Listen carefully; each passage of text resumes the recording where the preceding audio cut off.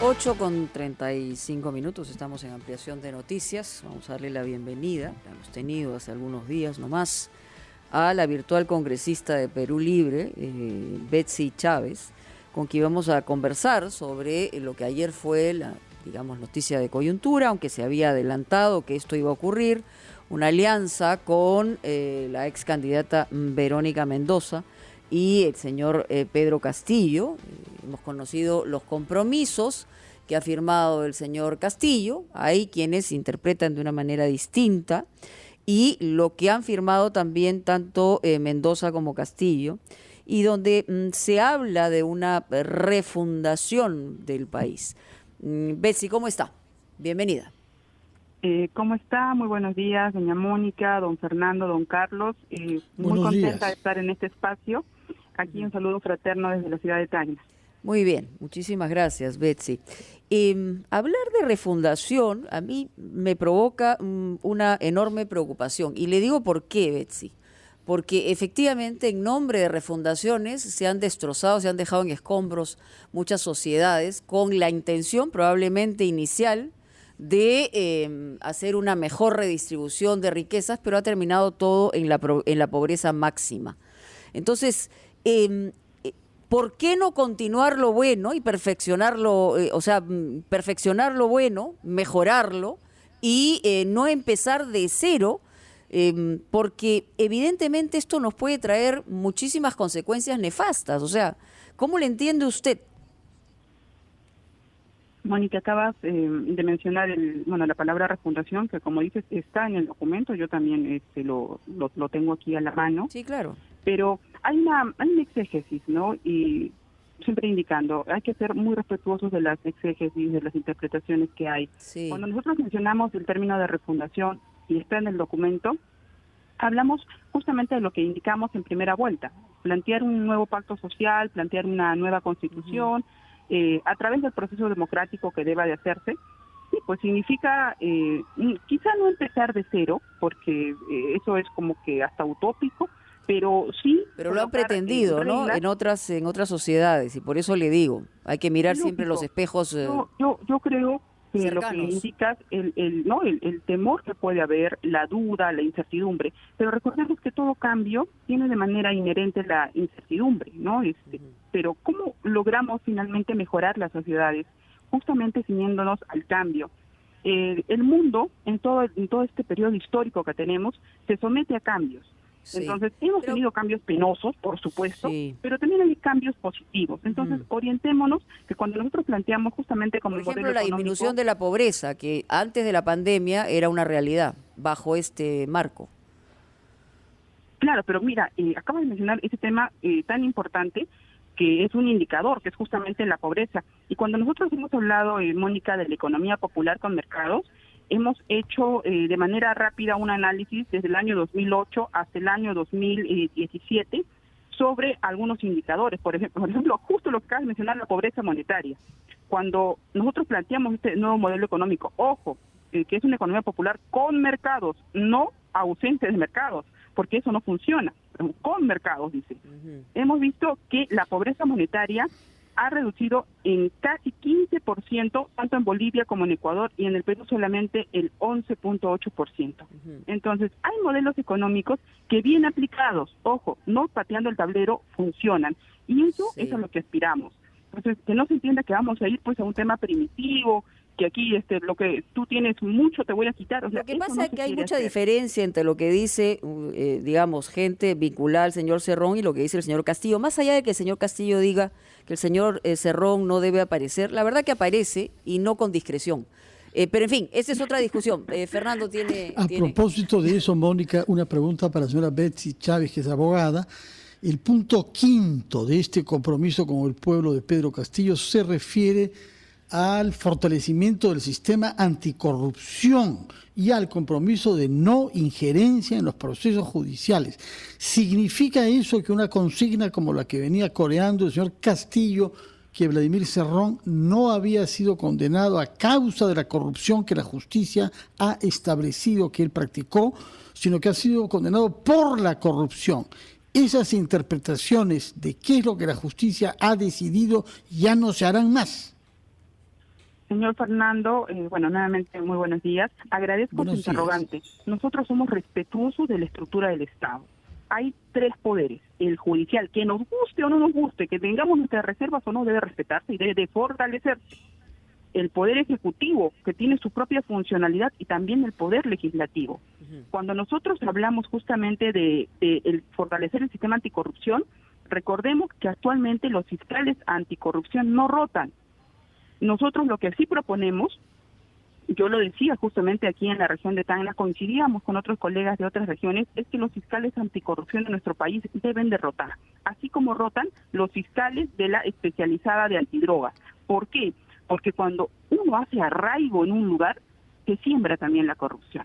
Entonces, es una reforma que a mí me parece interesante, me parece positiva. Mejorar el sistema, fortalecerlo. De ninguna manera decir, como tú has hecho esto y estás persiguiendo a tal persona, entonces ahora yo lo voy a liberar. O sea, por ese lado no va. Al contrario, fortalecer la institucionalidad en el país, la estructura del Estado. Yo me siento tranquila cuando leo justamente el documento del día de ayer, y lo he compartido a través de diferentes medios, porque las personas necesitan tener esa tranquilidad. Como ustedes mencionaban, había muchos puntos ahí flacos o que no se entendían del todo, ¿no? Hay uno justamente que le requerimos a usted, Betsy, explicación. Es el punto 10, ¿no? Que se refiere a instituciones como el Tribunal Constitucional, la Defensoría del Pueblo y los organismos reguladores del Estado, que serán fortalecidos para que cumplan con su verdadero objetivo, servir al pueblo. ¿Nos podría explicar usted de qué forma serán fortalecidos? Don Carlos, ¿cómo está usted? ¿Cómo está? Muy buenos días. Sí, don Carlos, muchas gracias por la pregunta. Justamente había incertidumbre, recordarán, respecto a algunas declaraciones que se habían dado en mítines, en un contexto. Y es cierto, cuando uno habla en un contexto, en un mitin, le digo por experiencia, yo creo mucho en las habilidades blandas, ¿no? Entonces, el saber comunicar no es sencillo para todos. Pero no pueden haber contradicciones entre lo que se dice con habilidades blandas en un lado y de repente con otras habilidades en el otro plano. No hay que ser tan blando, ¿no? Por eso justamente, don Carlos, doña Mónica, lo que se hace en este compromiso es decir, ¿saben qué? A él mismo, la agrupación, la organización política de JP, es decir, estos compromisos en este lineamiento ya se va a asumir, o sea, esto vamos a hacer. ¿Y en qué se ha quedado? En que no quede en el vaivén temas tan importantes como fortalecimiento de instituciones y organismos autónomos. Pero ¿cómo lo van a fortalecer? ¿Cómo? Bueno, yo creo que en el caso del Tribunal Constitucional, para ser contundente, la acción de amparo, que es una garantía de las 6 garantías constitucionales del artículo 200, se ha venido mal aplicando. Hemos tenido sendos casos de corrupción que sobre pretexto de la acción de amparo, el derecho al trabajo, han retornado a la institución. Quizá ya no fuera, pero sigue administrativamente. El tema es que si van a respetar la autonomía del tribunal. O sea, el tribunal puede emitir fallos que seguramente no van a ser del agrado del propio gobierno, pero ¿se van a respetar esos fallos? Claro, lo que queremos hacer, estimado Carlos, es fortalecer la institución per se. Entonces, cuando nosotros hablamos de una nueva constitución, en la nueva constitución se debe regir, por ejemplo, que si un policía es encontrado infragante, coimeando, pidiendo plata, lo botan de la institución y este señor quiere retornar a la institución sobre pretexto a su derecho al trabajo por una acción de amparo, eso no es correcto.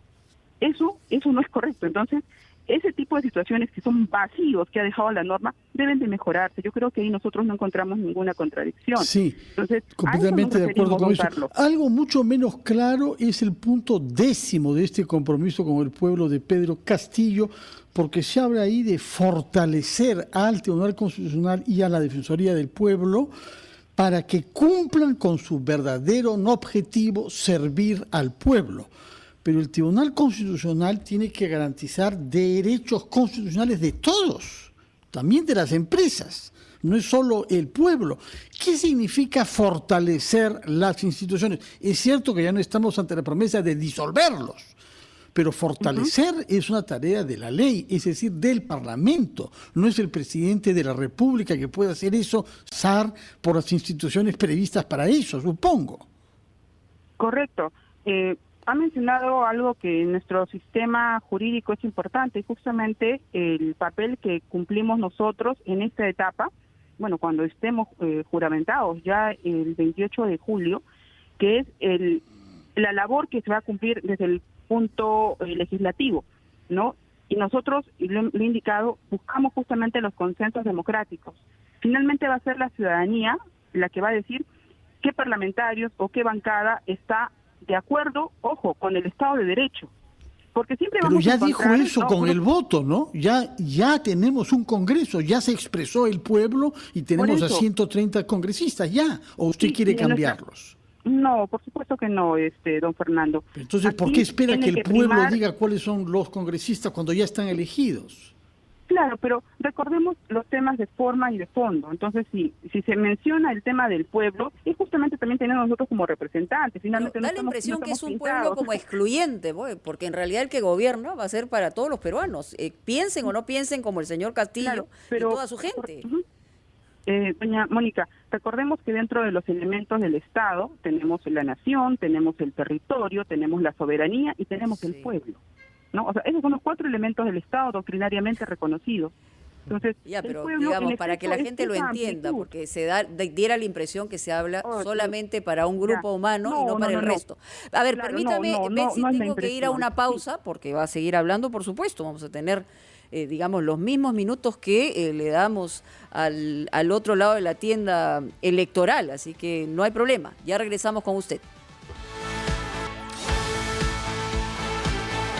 Muy bien, estamos a las 8:49 conversando con Betsy Chávez, representante de Perú Libre, además representante en Tacna también. Yo le quería preguntar, Betsy, porque la vez anterior que conversamos, le pregunté si usted habla como vocera de Perú Libre, y si no lo es, debería serlo, se lo dije en una entrevista también, o habla a título personal, porque eso es importante para ver esta capacidad de representación en términos de los compromisos que ha firmado el señor Castillo. Claro, te comentaba que nosotros nos reunimos hace poco más de semana y media en Lima, los 37 parlamentarios, y mencionamos la importancia de las vocerías regionales y la vocería nacional, y quedamos que el congresista más votado de cada región era el vocero titular de la región respectiva, por el trabajo que tenemos ahora, sobre todo en segunda vuelta, y que el vocero nacional era el profesor Pedro Castillo Terrones. Entonces, ese es el nivel con el que estamos trabajando. Este fin de semana yo me reúno con otro vocero regional en la ciudad de Arequipa, ¿no? Entonces, sí trabajamos de manera conjunta, pero habla que entonces en representación, la vocería, digamos, regional. Claro, es la vocería de la región de Tacna, sí, en eso hemos quedado y por eso siempre lo indico en diferentes medios. Ajá. Ahora, esta alianza con la señora Mendoza, que no está exenta además de algunas contradicciones, recordamos muy cerquita en abril que el candidato Castillo decía que cierta candidata, y hablaba del resto de candidatos, que solo aparece en campaña, o sea, había una digamos, una crítica directa y lo que decía es que estaba edulcorada y que simple y llanamente aparecía en términos interesados, eso es lo que decía, y no representaba a la verdadera izquierda, es lo que ha dicho Castillo. ¿Prestará sus cuadros técnicos Juntos por el Perú la señora Mendoza? ¿Cree usted que debería ser necesario? Yo considero que en esta etapa, es que el tema es mucho más amplio, pero voy a ser sucinta. Nosotros hemos buscado la unión de las izquierdas ya desde hace algunos años. Yo recuerdo en el 2019 con Perú Libre que buscamos justamente presentarnos al proceso del año 2020 con todas las izquierdas. Finalmente no se Pero no están pudo dar, todas, ¿no? Pues, ¿no? Por ejemplo, no sé, Claro, todavía el Frente Amplio sí. no ha aparecido, ¿no? Sí, nosotros, pero sí tenemos las bases del Frente Amplio que se han acercado aquí en las regiones, ¿no? Pero igual no ha habido este apoyo todavía a nivel nacional. Consideramos que el partido, Mónica, no es sectario. El partido está con las puertas abiertas. Cuando terminamos la primera vuelta, nosotros hablamos de una alianza con la ciudadanía. Y, por supuesto, si organizaciones políticas tienen a bien apoyarnos, bienvenidos sean. Yo entiendo que en primera vuelta, y es de conocimiento público de los partidos políticos, porque todos ingresan para poder ganar, no se puede en primera vuelta, entonces van a segunda vuelta, van a tener algunas diferencias. Somos izquierdas que sí tienen algunas diferencias, por supuesto, pero el enemigo no puede estar dentro de casa, ¿no? Y lo digo en términos electorales, ¿no? Porque culminado el 6 de junio, uno tiene que reunirse con todas las fuerzas políticas, todos queremos finalmente el bienestar del país. pero Ahí cambia el Señora enemigo. Betsy Chávez, puesto que usted habla sobre el bienestar del país, yo quisiera hablar sobre temas económicos que están relativamente ausentes de ese compromiso. Digo, propuestas para reactivar la economía y para crear empleo. Eso es lo que necesitamos. Supongo que estamos de acuerdo. Y justamente usted sabe que hay temor en el país. Hay temor por el anuncio de que se revisarán algunos contratos con empresas mineras, por ejemplo, que son, como usted sabe, las que generan más exportaciones en nuestro país, divisas. Y esto ha producido, entre otras razones, sin duda, un alza del precio del dólar que usted reconocerá que termina perjudicando a toda la población. Lo vemos ya en el precio del pollo y lo veremos pronto en el de la gasolina. Entonces la pregunta es, ¿hasta qué punto este fortalecimiento del Tribunal Constitucional significa tratar de impedir que el tribunal afirme los derechos que no son solamente del pueblo, sino de las empresas que firman contratos con el Estado peruano?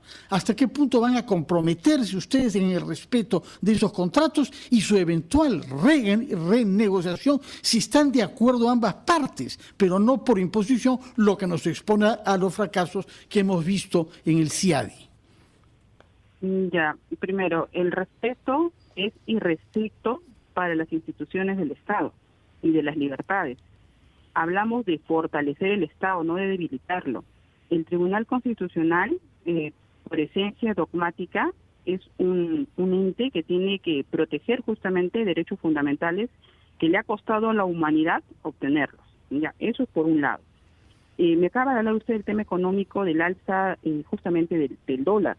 Estas figuras se han venido dando dentro del contexto latinoamericano. Entonces, lo que nosotros pedimos está es bajando el dólar en otros países, vecinos, sí, al revés. Sí, al pero revés. cuando hablamos de procesos electorales, esta es la tendencia. Entonces, ahorita el Perú está en un proceso electoral. Pero depende de las propuestas y justamente es lo que pone más nervioso y al final los que pagan son los ciudadanos, el poblador, incluso el más modesto. Sí, pero es que no estamos en un gobierno de Pedro Castillo. En todo caso, lo que yo percibo, y ojo, puedo estar equivocada porque es a título personal este comentario, yo percibo que hay una concentración de medios que ponen solamente contra la pared a Perú Libre y al profesor Pedro Castillo. No lo digo por todos los medios, y tampoco por todos los periodistas, porque las generalidades nos hacen daño, ¿ya? Pero sí lo percibo. Yo no sé si el ciudadano de a pie lo percibe también. En todo caso, pero queda eso tiene dentro que ver eso de con el nuestras alza del libertades. dólar. Porque finalmente, al haber una concentración de medios, se termina asustando a ciertos sectores, ¿no? Diciendo que nosotros, o somos comunistas, o la campaña del terruqueo, cuando nosotros hemos indicado que no lo somos. Como le digo, es una percepción, no es una generalidad. Entonces, sí, dentro del tema económico, acaba de mencionar don Fernando, que ese tema les preocupa, pero nosotros justamente cuando hablamos de renegociación tributaria, hablamos de algo muy importante, doña Mónica, y es que donde va a haber rentabilidad, va a haber inversión. Entonces nosotros no pretendemos votar a nadie simplemente porque se nos dé la gana, ¿no? O sea, aquí tiene que haber un consenso y tiene que ser democrático, tenemos que sentar e iniciar el diálogo. Debería de preocuparnos que culminada la pandemia, porque en algún momento va a culminar. Pero el temor, ¿Qué hacemos para Betsy, reactivar? Disculpe, Carlos. Perdón, el temor también se da porque el candidato Castillo se refiere en varias oportunidades a términos como nacionalización o estatización. Ya, Carlos, te comento esto. ¿De dónde el Perú podría obtener dinero? ¿Cómo podríamos obtener dinero? Lo que nosotros planteamos es una renegociación tributaria para decirle a las empresas, porque el Perú es un país eminentemente minero, señores, esta es la situación del país, ustedes van a seguir ganando. Usted sabe que ahora pero pagan más de 40, lo hemos conversado, Betsy, más de 40% claro, de utilidades. Sí, que es la media. Pero ojo, de esa cantidad, el 8% son utilidades de los trabajadores, ¿no? O sea, es todo un desglosamiento. Esto de dirigir directamente el canon, por ejemplo, al ciudadano, ¿qué le parece a usted? Por eso, lo que no, primero, termino esta idea y le contesto inmediatamente. Cuando nosotros hablamos de la renegociación tributaria, le decimos a la empresa, ¿saben qué empresa? Ustedes recaudan más, obviamente. Ellos son, es la empresa, es lo más grande, la minera del país. Y es sentarnos y conversar, iniciar el diálogo. Pero ¿y si dicen que no? La crisis, sí, pero un momento.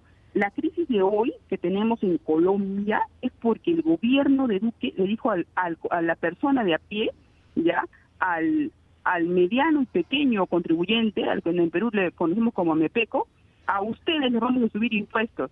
Y es lo que plantea la señora Keiko Fujimori. Plantea al pequeño a él, pero no dice nada de la gran empresa. Entonces lo que nosotros decimos es, vamos a iniciar el diálogo con la gran empresa, porque al pequeño no lo vamos a arrimar, menos en la situación de pandemia Ahora, que tenemos. Lo que hace la gran empresa, si algo no le gusta, se va nomás, pues no, y deja sin trabajo a un montón de gente. No. Esa es una afirmación imprecisa. Esa es una afirmación imprecisa. Bueno, hemos tenido en los años 70, ¿usted se acuerda o no? Bueno, yo tengo 31 años. Ah, entonces muy joven, por eso es lo que pasa. Yo como ya estoy mucho más viejita, me acuerdo cuando estaba en el colegio. No, pero por ejemplo, mi papá sí tienen la edad de usted. Ya, ¿no? ya puedo ser su mamá. Yo hubiera sido rubia. No, pero aquí el tema es que no dejar a las personas sin empleo. O sea, eso es lo que no se quiere hacer. Por eso hay que tener mucha cautela con las afirmaciones. Justamente, pues, hay que tener cautela con las afirmaciones y es lo que pone nervioso a las variables económicas. Nosotros entendemos, pero lo que nosotros planteamos es que esta renegociación tributaria sea con consenso. Hemos dicho de iniciar el diálogo y es algo que en el Perú no se hace hace 30 años, Mónica. Por eso entiendo que hay duda, pero de ninguna manera se va a perjudicar a las personas que con tanto esfuerzo están trabajando. O sea, eso sería pues un disparo en los pies y no lo pretendemos hacer. Yo quiero que de esa parte al menos tengan la tranquilidad o buscar esos espacios para poder hacer esa salvedad. Los espacios los tiene y usted no puede señalar lo contrario y por eso justamente en la pluralidad, las libertades de expresión se ve en la dimensión correcta cada uno de los días en los que estamos aquí en RPP, donde damos la oportunidad en el mismo tiempo a ambos lados para que finalmente la gente tome su decisión mejor informada.